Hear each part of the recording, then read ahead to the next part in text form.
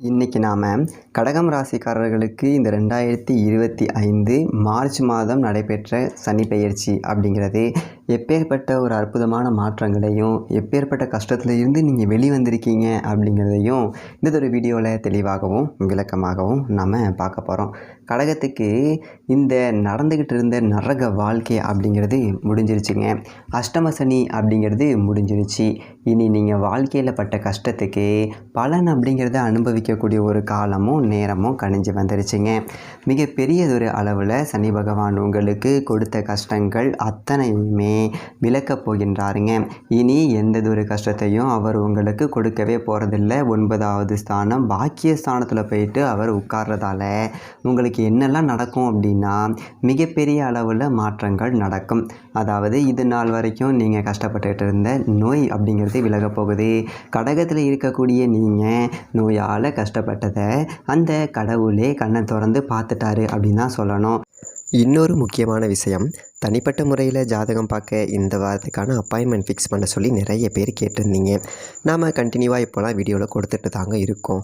இப்போது ரூபாய் 199க்கு தெளிவாகவும் விளக்கமாகவும் நம்ம ஜாதகம் பார்த்து தரோங்க. அதுவும் இந்த ஒரு மாதம் மட்டுங்க. அது மட்டும் இல்லாமல் தாழ்மையான வேண்டுகோள், இந்த நம்பருக்கு ஃபோன் கால் எதுவும் பண்ண வேணாங்க. ஜஸ்ட்டு உங்கள் வாட்ஸ்அப்பில் இருந்து மெசேஜ் அனுப்புனாலே போதும். உங்களுக்கு தேவையான அனைத்து டீட்டெயிலுமே நம்ம டீமில் இருக்கிறவங்க கொடுத்துருவாங்க. அப்பாயின்மெண்ட் டேட் மற்றும் டைம் ஃபிக்ஸ் பண்ணதற்கு பிறகு அந்த நேரத்தில் நான் உங்களுக்கு ஃபோன் கால் பண்ணி ஜாதகம் பார்த்து பலன்கள் சொல்லிவிடுவேங்க. உங்களுக்கு வாய்ஸ் நோட் வேணும் அப்படின்னாலும் அதையும் நாங்கள் அனுப்பிச்சிடுவோம். ஜஸ்ட் நீங்கள் வாட்ஸ்அப்பில் மெசேஜ் மட்டும் பண்ணாலே போதுங்க. உங்களுக்கு டீட்டெயில் அப்படிங்கிறது சொல்லிவிடுவாங்க. அப்புறம் நிறைய பேர் கேட்குறாங்க எவ்வளோ நேரம் ஆகும்னு. ஃபஸ்ட்டு நாம் ஜனன காலகட்டத்தை பார்த்து பலன்கள் அப்படிங்கிறத சொல்லிவிடுவோம். இதை விட முக்கியமான விஷயம், இங்கே டைம் ஒரு விஷயமே இல்லைங்க. உங்களுடைய கேள்விகள் பதில்கள், உங்களுடைய கேள்விகளாக இருக்குங்கள்ல, சந்தேகங்கள் கேள்விகள், இது எல்லாத்தையும் சொல்கிறதுக்கே நம்ம நிறைய டைம் எடுத்துக்கும்.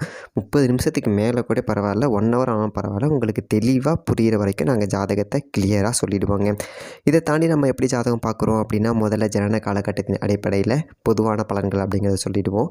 அதற்கப்புறமா இப்போ இருக்கக்கூடிய கிரகங்கள் அடிப்படையில் இப்போதைக்கு உள்ள சூழ்நிலைகளும் தசாபுக்திகளின் அடிப்படையில் எதிர்காலத்தை வச்சு நம்ம கணிச்சு சொல்லிடலாங்க.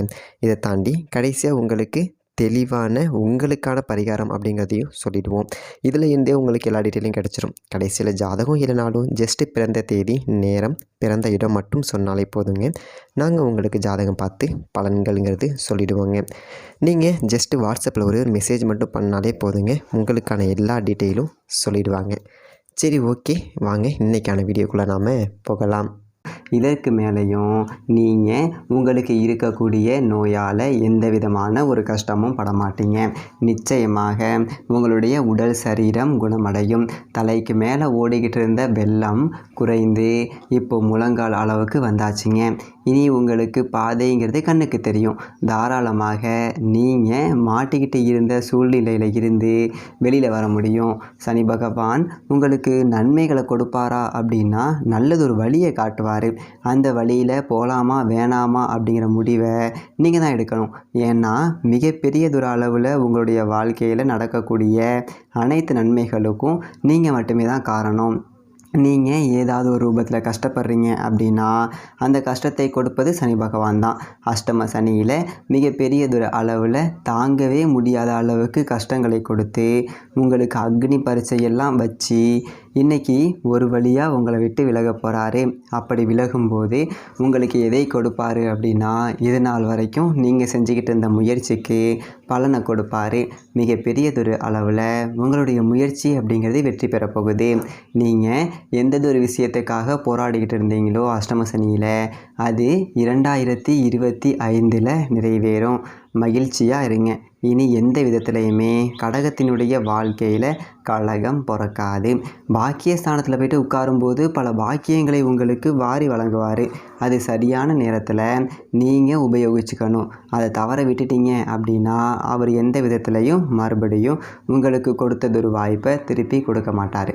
அதனால் வேலைக்காக நீங்கள் எதிர்பார்த்துட்ருக்கீங்க அப்படின்னா உங்களுக்கான வேலை கிடைத்ததும் தயவு செய்து எந்த இடத்துல கிடைக்குதோ அந்த இடத்துக்கு நீங்கள் போகணும்.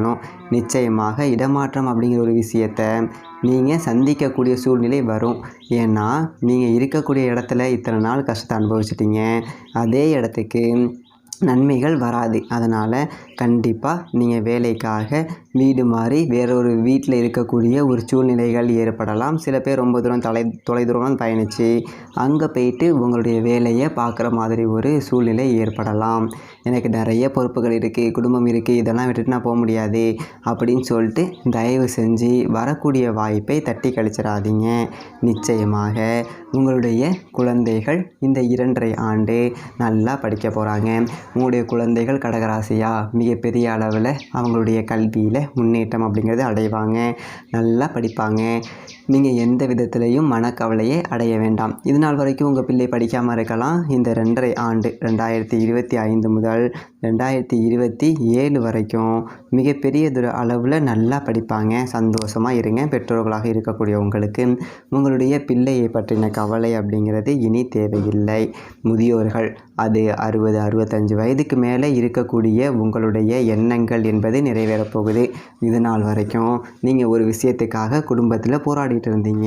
உங்களுக்கு கீழே இருக்கிறவங்க உங்களுடைய வார்த்தையை காதுலேயே வாங்காமல் உங்களை உதாசீனப்படுத்திக்கிட்டே இருந்தாங்க இல்லைங்களா?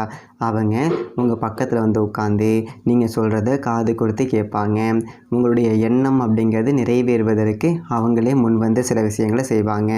மிகப்பெரிய அளவில் முதியோர்களுடைய ஆசை நிறைவேறக்கூடிய ஒரு காலம் இது. நிம்மதியாக இனிமேல் நீங்கள் தூங்கலாம்.